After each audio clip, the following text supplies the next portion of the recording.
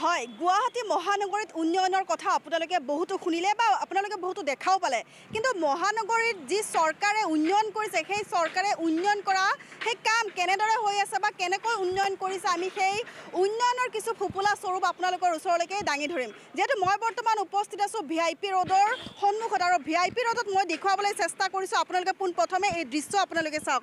VIP ৰোডৰ যি ইয়াতে মূল পথ, এই মূল পথেদি মানুহে অহা যোৱা কৰে বা দৈনিক বহু আচলতে যি মূল পথ বুলি ক'ব লাগে, এই মূল পথেৰে অহা যোৱা মানুহৰ বহুতো দৈনিক অহা যোৱা কৰে বা অফিচ কাৰ্যালয়লৈকে যায় বা স্কুললৈকে যায়, সকলো ছাত্ৰ ছাত্ৰীয়ে স্কুললৈকে যাওঁ। কিন্তু এনেদৰে এইভাৱে চাওক, এনেদৰে বিপদসংকুলভাৱে মানুহে অহা যোৱা কৰে এই পথেদি। কিবা কাৰণত কোনো অঘটন ঘটিব তাৰ আগতীয়াকৈ চৰকাৰে কিয় বা এই সকলো বস্তু চায়ো নোচোৱাৰ ভাওজোৰে, যিহেতু মই বৰ্তমান দেখুৱাবলৈ চেষ্টা কৰিছোঁ। চাওক, এনেদৰে যি ইয়াতে স্লাব আছে, সেই স্লাবৰ ৰেলিঙৰ যি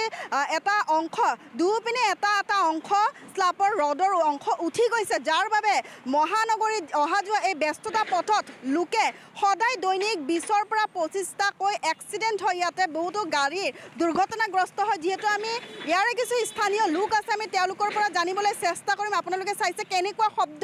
এই শব্দৰে মানুহে অহা যোৱা কৰিব লগা হয়, বা যিসমূহ এই মূল পথেদি ৰিক্সাৰ পৰা আদি কৰি স্কুটি, বাইক সকলো ধৰণৰ গাড়ী ইয়াতে অহা যোৱা কৰে। কিন্তু অহা যোৱা কৰাৰ পথত তেওঁলোকৰ কেনেদৰে অসুবিধাৰ সন্মুখীন হ'ব পাৰে আমি যিহেতু, আৰু ইয়াৰো যি এক অংশ উঠি গৈছে আপোনালোকে দেখিছে, বা যি ইয়াতে এই স্লাবটো বনোৱাৰ সময়ত যি ঝালাই দিব লগা হৈছিলে সেই ঝালাই যেন খহি গৈছে, আৰু তথাপিতো আৰু কিছু অংশ খহি যোৱাৰ সম্ভাৱনা আছে। কাৰণ এই যে খহি যোৱা অংশত মানুহে বহুতো দুৰ্ঘটনাৰ পতিত হয়, আৰু এনেদৰে বিপদসংকুলভাৱে মানুহে অহা যোৱা কৰাত অসুবিধা হৈছে। যিহেতু কোনো লোকে কিন্তু কেতিয়াবা ধৰক যিসকল লোকে এই ঠাইৰ কথা বুজি পায় বা এই ঠাইৰ যি ভাঙা কথা যিসকল লোকে জানে সেইসকল লোকে বাৰু লাহে ধীৰে আহে, কিন্তু যিসকল লোকে নজনাকৈ এই ৰাস্তাৰে অহা যোৱা কৰে সেইসকল লোকে হয়তো গাড়ী স্পীডেৰে তেওঁলোকে অহা যোৱা কৰে, কিন্তু সেইসকল লোকে হঠাৎকৈ আহি গ'লে কিন্তু এই ঠাইত বাগৰি পৰে, আৰু সেই ঠাইৰ যি গাড়ী মটৰ আছে বা দুৰ্ঘটনা পতিত হয়। আমি কিছু লোকৰ পৰা ভাষ্য লৈছিলোঁ বা কিছু লোকৰ পৰা আমি জানিবলৈ চেষ্টা কৰিছিলোঁ যে এই যে বিপদসংকুলভাৱে মানুহে অহা যোৱা কৰে, এই বিপদসংকুলভাৱে অহা যোৱা কৰা লোকসকলৰ কেনেদৰে সন্মুখীন হয়, বা তেওঁলোকে যি দোকান, ইয়াৰে যি ওচৰত স্থানীয় দোকানসমূহ আছে, এই দোকানসমূহ মানুহসকলে কিন্তু ততাতৈয়াকৈ তেওঁলোকক যি আঘাতপ্ৰাপ্ত হোৱা লোকসকলক ততাতৈয়াকৈ চিকিৎসালয়লৈ লৈ যোৱাৰো তেওঁলোকে চেষ্টা কৰে। এনেদৰে যদি চৰকাৰে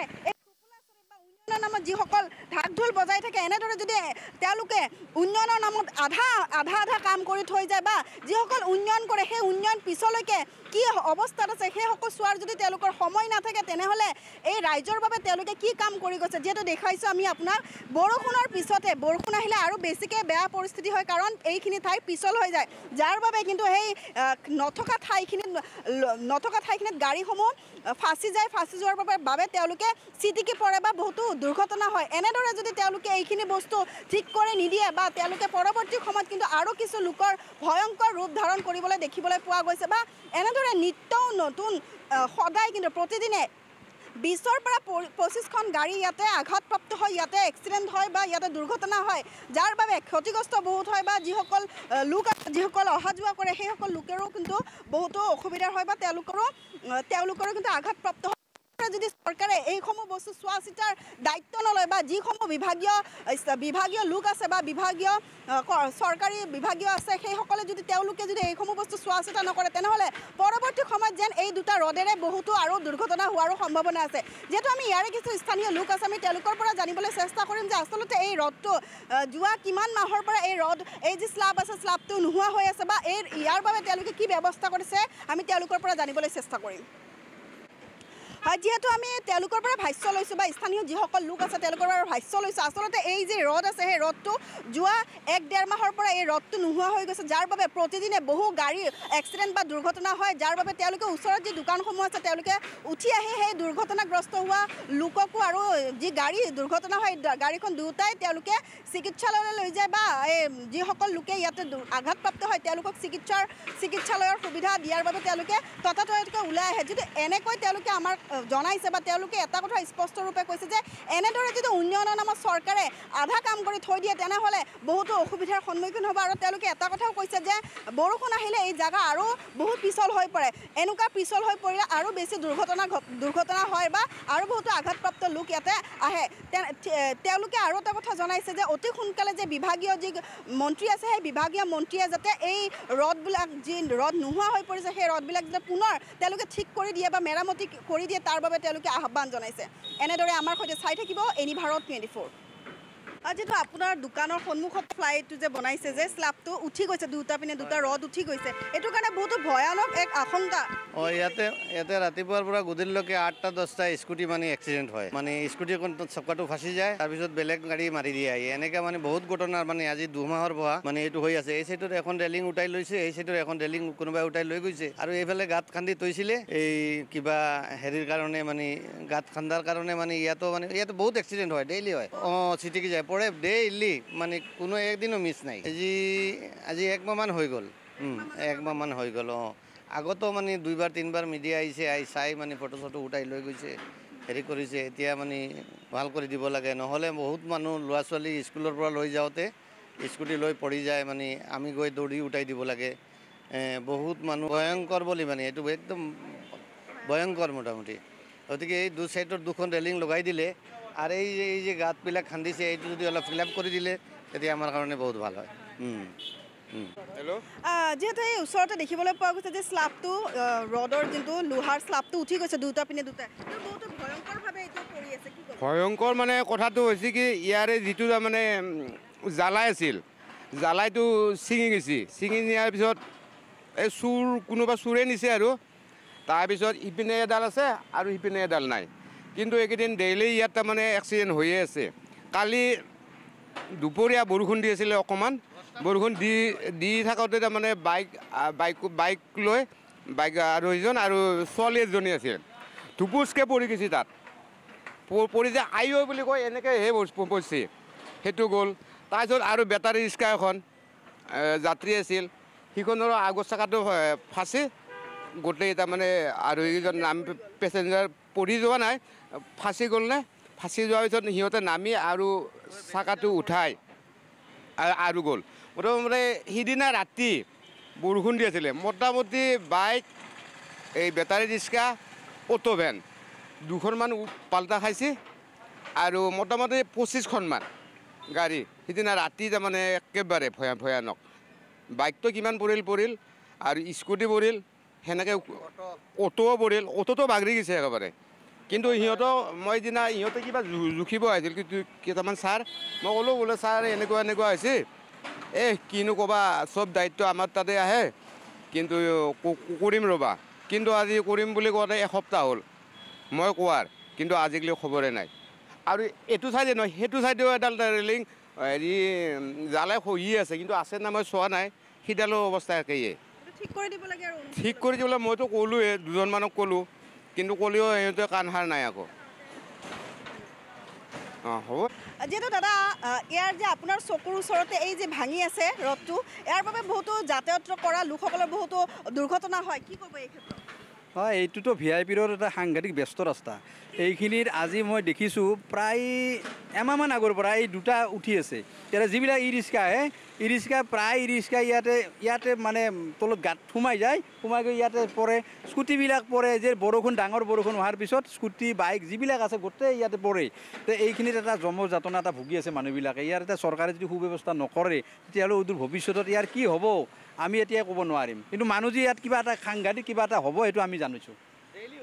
এইটো ডেইলি হৈ আছে আজিৰ ঘটনা নহয় এইটো বাৰম্বাৰ চৰকাৰক কোৱা হৈছে মানে PWৰ মানুহক কোৱা হৈছে যে এইটো আপোনালোকে ঠিক কৰি দিয়ক কৈছে এইটো আমাৰ কাম নহয় বিভাগীয় মানুহ আহিব এতিয়া কোনে কৰিব চৰকাৰে কৰিব লাগিব এইটো কাম চৰকাৰে যদি কৰে তেতিয়া আমি ভাল পাম আৰু নকৰিলে এইটো মানুহ মৰি থাকিব ইয়াতে আৰু আমাৰ ক'বলগীয়া একো নাই কিন্তু যেতিয়া ইয়াত মানুহ এজন মৰিব তেতিয়া চৰকাৰ কিন্তু ইয়াত পুলিচ প্ৰশাসন গোটেই দৌৰি আহিব তেতিয়া ইয়াৰ অৱস্থা কি হ'ব ইয়াৰ মানুহখিনিৰ অৱস্থা কি হ'ব অঘটন হ'বই যিহেতুকে ইয়াত হৈয়ে আছে ডেইলি হৈ আছে কিন্তু মানুহ মৰা নাই ভাগ্যেই মানুহবিলাকে সহায় কৰে দোকান পাহাৰবিলাক গোটেই মানুহবিলাক আহি ইয়াতে মানুহবিলাক তুলি দিয়ে ইয়াতে বাইকবিলাকে সৰু বাইকবিলাক স্কুটিবিলাক আহি যায় গোটেই পৰে বহুত দূৰলৈ চিটিকি যায় আমি নিশ্চয় কৰি দেখা পাইছোঁ এইটো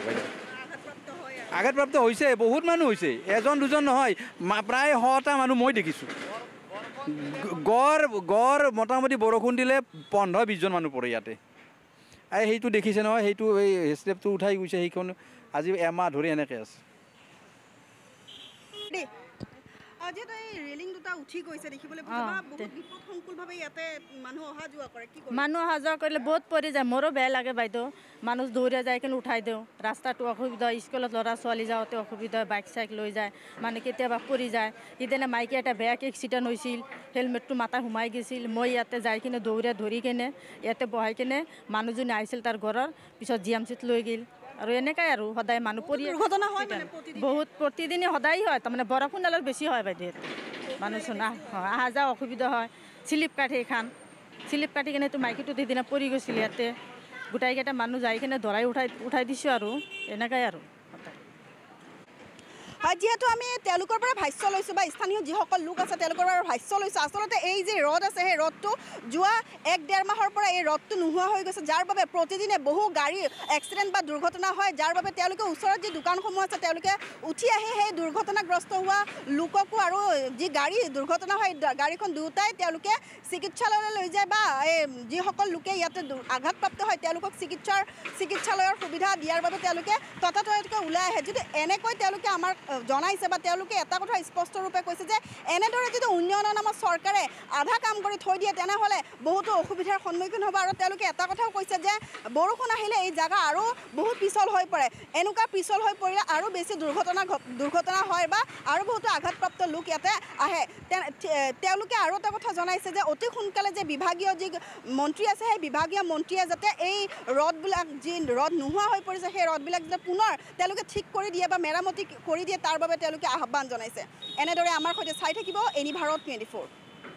নমস্কাৰ, মই অজয় ফুকন আৰু এইখিনিতে সমূহ এনি ভাৰত চেনেলটোৰ যিসকল কৰ্মকৰ্তা আছে সকলোৰে মোৰ ফালৰ পৰা শুভেচ্ছা জ্ঞাপন কৰিছোঁ। অসমৰ আচলতে সংবাদ জগতত নতুনকৈ আচলতে এটি আত্মপ্ৰকাশ ঘটিছে আমাৰ নিউজ চেনেল এনি ভাৰত, আৰু এনি ভাৰতৰ এটা খুব ধুনীয়া এটা অনুষ্ঠান হ'বলৈ গৈ আছে। সকলোৱে জানে আমাৰ সকলোৰে মৰমৰ হাৰ্টথ্ৰব জুবিন গাৰ্গৰ